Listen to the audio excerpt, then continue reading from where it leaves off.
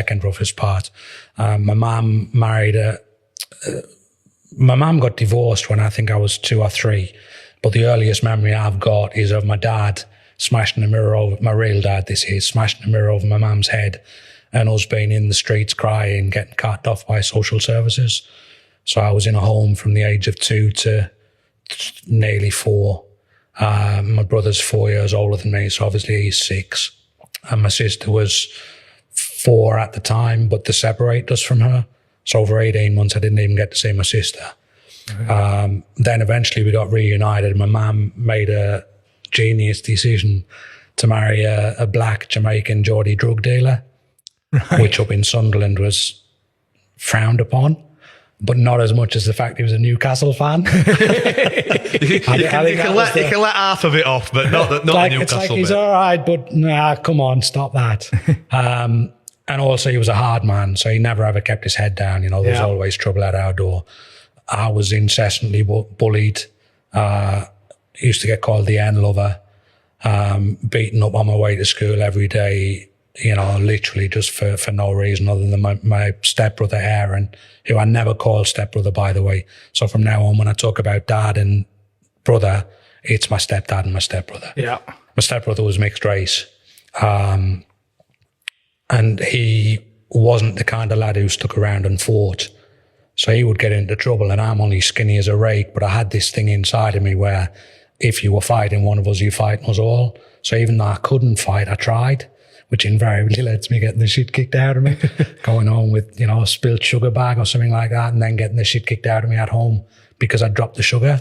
So it's just a really, really tough life. I mean, we were very well below the poverty line.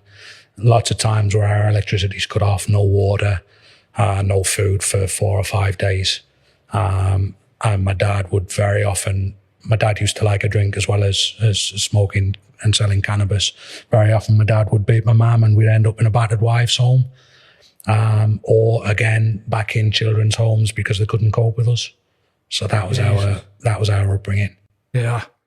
Like you said, the times as well, being in that mixed race relationship with your mum, I imagine the racism being a lot more prevalent than it is today. Yeah, so there's like, 3 or 4 things that really stand out as a kid, not to me.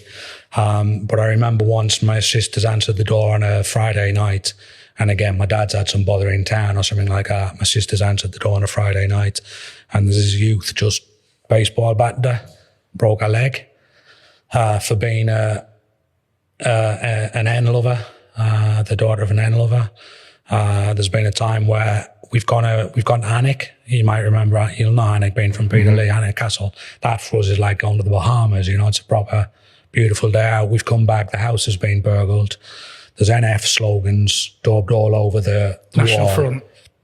Inhuman shit all over the wall. Everything in the house destroyed. And about a week later, there's riots in Southwick where the kids on the streets have hijacked a bus, set bins on fire, and then there's just a massive riot. And our house has been petrol bombed. So there's, it was bad. It was really, really bad. Did you like football? I only started playing football after I met Brian. Purely, I couldn't. I mean, again, I'm one of those. I developed pretty late, but I remember being at the junior school and it's like Plemper, Jackman, Webster, Quinn, Julie, Denise. For fuck's sakes, I'll have Bromfield then. I get picked after the lasses. It was like that. You like Billy Casper? Yeah, but then, very, very quickly, I mean, and this is probably down to both Nigel and Scott Gemmell. But I'd go training with, let's not get too far ahead, but they basically taught me how to play. And as soon as I met Brian, I just fell in love with the game.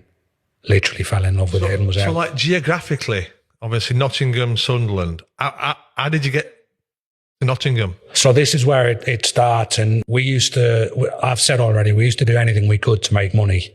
And one of those things that we did was we used to go penny for the guy in, where we'd make a guy out of, I was going to say old clothes, but actually the guy was smarter than us. So we'd make a guy and we'd stand outside pubs just asking the drunk people for money, a penny for the guy, mister. And one night we discovered the Seaburn Hotel, which is just literally opposite the beach, and the Forest team was staying there. And the night's surreal because we shouldn't have gone. I explained this, everything's a massive coincidence because we weren't meant to be going. We had this rule where we couldn't go until 2 weeks before, because if you went out any earlier, it would just piss people off. And they'd like, what you're doing, it's too early. And this night was 2 weeks and 1 day before, but it was a Friday night. So Aaron said, look, most of the people get paid tonight. And again, those times, you get your pay in a brown envelope. You get out on a Friday night. If You're entrepreneurial ragamuffins, really, aren't you? Yeah. You're thinking about when people are getting paid and making the most of it. This is how Darren was just, he was off the scale genius. But also we were lovely little kids, but it was done for manipulation. We knew we were being cute, but we weren't being cute because we were cute. We were being cute because that's going to help us. Yeah. And Darren was like that. Darren used to teach us how to behave in front of everybody to maximize our chances of getting something off him, to maximize our chance of not getting caught off the store detectives, stuff like that. So anyway, Aaron's basically said, look, Friday night, let's go down. We had some bother with a skinhead who used to come around pretty much every year and just cause trouble with us. And this night, we've only got one guy, and there's only me and Aaron. Aaron's at the back, I'm at the front, so there's no escape for people. They can't get out either way. What the one who's not got the guy then? Just penny for the guy round the front? Yeah, we haven't, literally. But you haven't got a guy? Honest, mister, I have gone to see my brother around the corner.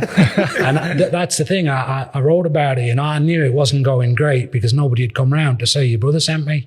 So I'd made about 12 pence. Aaron had made probably 3 or 4 pence. And this is at the poshest hotel in Sunderland, the tight bastards. And this skinhead's come, and he usually tried to either take all of our money or just kick the guy all over the street.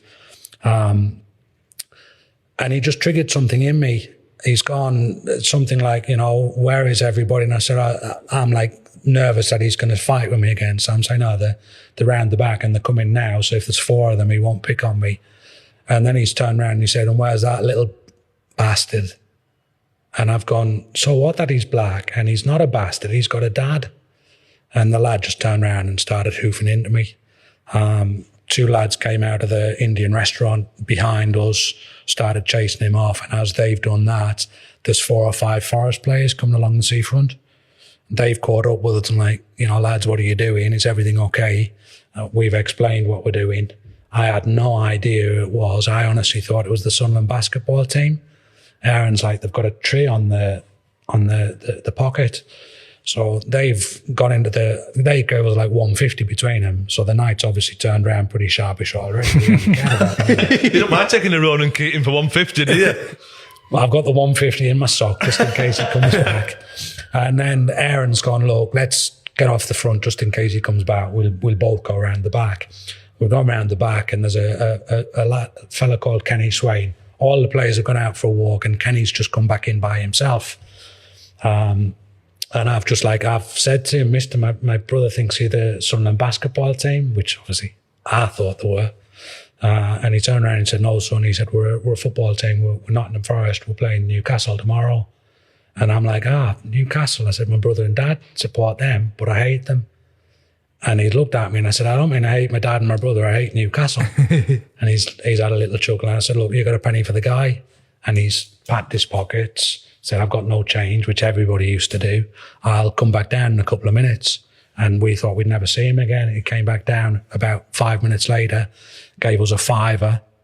On his own. Now we're talking. Yeah. A £5, literally, yeah. And then we've asked him for the autographs, and he's gone back in, got a few of the players' autographs, Peter Davenport, Bringun, Johnny Medgod, people like that, but a lot of them had gone to bed. So he's like, and I didn't know who he was. I didn't ask him his name or anything, yeah. So he's gone, look, lads, most of them have gone to bed, but if you want, you can come back in the morning and get the rest of the players' autographs. Again, probably think they'd never see us. I've gone home and I've got my Panini album out, Panini 84, looking to see if I can, because you can't read the signatures. Sure, you are the same, when you sign, it's just as fast as you can. But I could make out Kenny, and I've just gone through and I've looked, and it's He's the only Kenny in the Forest page, so it must be him. You matched up the photograph from seeing him Well, we didn't have a photograph. I mean, I couldn't in the really sticker afford- book. Yeah, I couldn't afford the stickers. I only used, Oh, right, I you just used had to the get, book. The name underneath. I used to get my mates swaps. That's how I used to fill the Right. book. Like once my mates got a swap, they'd give it over to me. So I'm like, the only sticker I had in the book was in the Forest page was the badge, Right. little silver shiny thing. So anyway, I'm looking at that, and then I'm like, he's give us a $5. We've already got most of the autographs. There's no point going back down. Do you know what I mean? And again, it's Aaron who said, look, let's get down. We were down there like 7 o'clock in the morning waiting for them on the beach. Freezing cold October morning, October the 20th, 1984. He shouted me over. I thought he'd found something. I thought he'd found a quid. And he shouted me over and he started pointing. And he's like, look. And Aaron's just pointed to one bloke with a purple jacket with his collar up. And he's gone, that's Brian Clough. And I've gone, who? And he's gone, it's Brian Clough. He's a really famous football manager. Go and ask him if Kenny's up. But he shouts a lot. And I'm like, what? Walked up to him. Morning, Mr. Clough. Can you tell me, is Kenny Swain up yet, please? And he's like, wait, Mr. Clough. He said, Mr. Clough. He said, good lad. He said, does your mum tell you to call me Mr. Clough? And I said, yeah, until we get to know you better, we've got to call you Mr. Clough. And he's like, wait, get to know me better, you cheeky little shit. And he's like, right, what can I do for you? Why do you need Kenny? And we explained the story from the night before.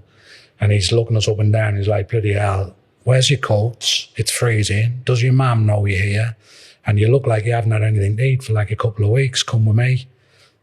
You can come into the hotel. We'll get you some breakfast. We'll get you the rest of the players' autographs. And then you can off back home and everybody's happy. And that's exactly what we did. We went in the hotel. We had breakfast. Players all sat around like, what is going on here? You know, who are these two? We were explaining how we met Kenny the night before. Kenny's thinking, oh, God, what do I got myself in for? And just making them laugh, like laughing and joking. They're watching whatever it is, BBC Focus, Sports Focus or Football Focus on their Saturday morning before the game. Kenny's just come up to us after about 20 minutes, half an hour and said, listen, the gaffer thinks you relax the players. Do you want to come to the game with us on the bus? We'll take you to the game. We'll give you tickets. You'll have to come home by yourself. But, you know, do you fancy coming to the game? So we went to the Newcastle game. It finished 1-1. We left after like 65 minutes. It was that cold. And again, we didn't have jackets. Courts. And I felt guilty because we hadn't stayed to say thank you. You know, we left early. They'd gone all the way out the way to give us those tickets. They'd left early. So the next morning, I wrote a letter to Brian, Mr. Brian.